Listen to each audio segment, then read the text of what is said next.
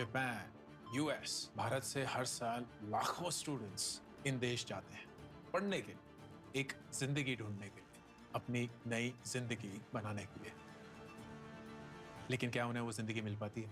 क्या भारत में रहना उनके लिए अच्छा होता? या भारत छोड़ के एक नए देश में एक नई जिंदगी बनाना सही डिसीजन था? इस वीडियो में study abroad, working abroad, moving abroad के हाइप और रियलिटी को डिस्कस करने की कोशिश करेंगे। सबसे पहले फोकस करते हैं द फॉरेन ड्रीम, बाहर जाने का अरमान। ये है क्यों? क्योंकि अगर आप वाकई में सोचेंगे तो अपने देश को, अपने लोग को, अपनी संस्कृति को, अपनी भाषा को, अपने खाने को, अपने रहन सहन के तरीकों को छोड़कर कोई बाहर क्यों जाना चाहे? एंड सिंपल से कुछ रीजंस सामने आते हैं। नंबर एक, जो सबसे बड़ा रीजन है, इकोनॉमिक रीजन, कि बाहर के देशों में आप डॉलर में कमाते हैं, आप उनकी करेंसी में कमाते हैं और वो करेंसी अक्सर इंडियन रुपी से ज्यादा पावरफुल समझी जाती है, ज्यादा स्ट्रॉन्ग समझी जाती है। भारत में अगर आप एक एवरेज नौकरी देखेंगे तो वो 5 से 10 लाख रुपए साल का शायद दे देगी, लेकिन वही अगर आप यूएस में देखेंगे तो आपको शायद 40, 50, 60, 70 हजार डॉलर पर साल की सैलरी मिल सकती है। अगर आप ऑन एन एवरेज 50 हजार डॉलर भी लेके चले और 80 रुपए भी डॉलर का रेट लेके चले तो आप साल के 40 लाख रुपए कमा रहे हैं। कहाँ 5 लाख, कहाँ 40 लाख? वो 8 गुने का अंतर ही आपको जाने की सोच पे मजबूर कर देता है। फिर दूसरी चीज, standard of living.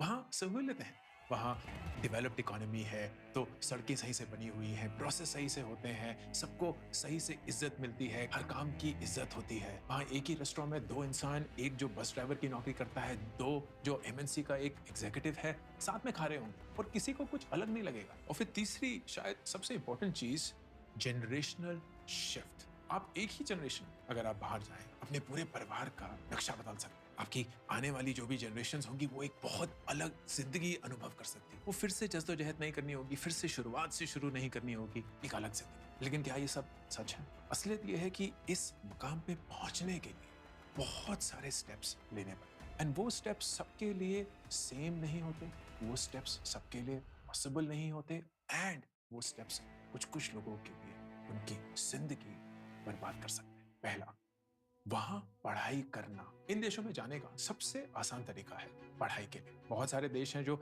Indian population को देख रही है और बोल रही है कि हमारी पॉपुलेशन बुजुर्ग होती जा रही है, हमारे बच्चे कॉलेज नहीं जाना चाहते, तो हमें कॉलेजेस को भरना है, उनकी ट्यूशन फीस जो है वो इंटरनेशनल स्टूडेंट से ज्यादा मिल सकती है, तो हमें इंटरनेशनल स्टूडेंट्स बहुत पसंद हैं। एंड सबसे ज्यादा इंटरनेशनल स्टूडेंट्स कहाँ से आ सकते हैं? इंडिया से या चाइना से। So naturally India has now become this big magnet for foreign universities. लेकिन अगर आप इन देश पढ़ाई करने चाहते हैं तो आप यूजुअली एक प्राइवेट यूनिवर्सिटी में जाएंगे एंड उसकी फीस नेचुरली इंडिया से बहुत ज्यादा एंड उसके लिए आपको लेना पड़ेगा कर्ज, loan, unless of course you can afford it. किसी भी रीजनेबली अच्छी यूनिवर्सिटी इंटरनेशनली में पढ़ने के लिए आपको साल का anywhere between 10 to 20 lakh rupees tuition fees ही देना पड़ता है। उसके ऊपर रहने, खाने, पीने का खर्चा, उसका अक्सर लोन नहीं मिलता है। तो अगर लोन मिल भी गया, जो कि 4 साल की डिग्री के लिए 50 लाख से 1 करोड़ तक का हो सकता है, उसके ऊपर आपको अपने रहने, खाने, पीने का खर्चा खुद ब खुद उठाना पड़ेगा एंड उसके लिए इंडियन स्टूडेंट्स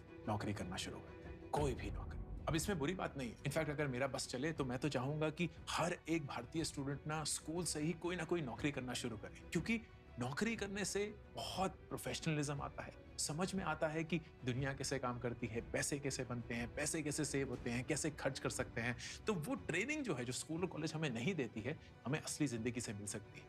लेकिन जब आपके ऊपर प्रेशर होना पैसे कमाने का, जब आपके ऊपर प्रेशर है कि आपकी रेंट, आपके खाने का खर्चा, आपके रहन सहन का खर्चा आपकी इस आमदनी से निकलेगा और वो आपको निकालना ही पड़ेगा क्योंकि और कोई जरिया नहीं है, माइंड शिफ्ट बहुत अलग होता है। आप कोई भी नौकरी करने के लिए तैयार हो जाते हैं, कितनी भी देर नौकरी करने के लिए तैयार हो जाते हैं, अपनी पढ़ाई को डिसमिस करके, कभी कभी इग्नोर करके उस नौकरी पे ज्यादा फोकस करते हैं क्योंकि उससे आपकी जिंदगी स्टेबल बनेगी, इनफैक्ट सस्टेन होगी। तो जो जॉब्स हम भारत में सोच भी नहीं सकते ना करने की, वहां वही जॉब्स हमें करनी पड़ती है एंड तब ये समझ में आता है कि जो 40 लाख की नौकरी हम 5 लाख से कंपेयर कर रहे थे, हम एक डिमेंशन भूल गए कि वो 40 लाख की नौकरी के बाद हमारे खर्चे भी उस 40 लाख की नौकरी जैसे ही हो। वो रेंट उतना ही होगा, वो खाना भी उतना ही होगा, वो यहाँ हमें जो पीजी 5,000 में मिल जाता है वहां हमें 400-500 डॉलर देने पड़ेंगे। तो असली सिनेरियो,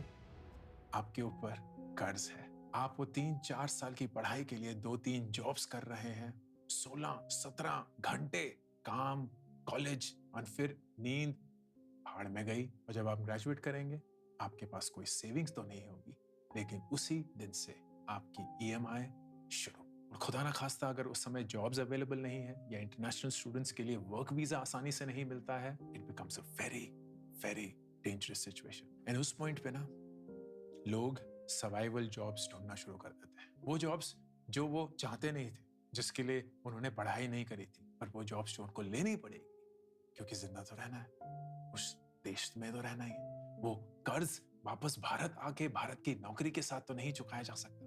वो वहां रह के उसी की सैलरी में, उसी की करेंसी में ही चुक सकता है। एंड आप फंस गए। वो जो ड्रीम था आपका, वो सालों के लिए अब कुचल दिया गया है। एंड फिर सबसे बड़ी चीज, जिसके बारे में लोग अक्सर बात नहीं करते, the emotional toll of being away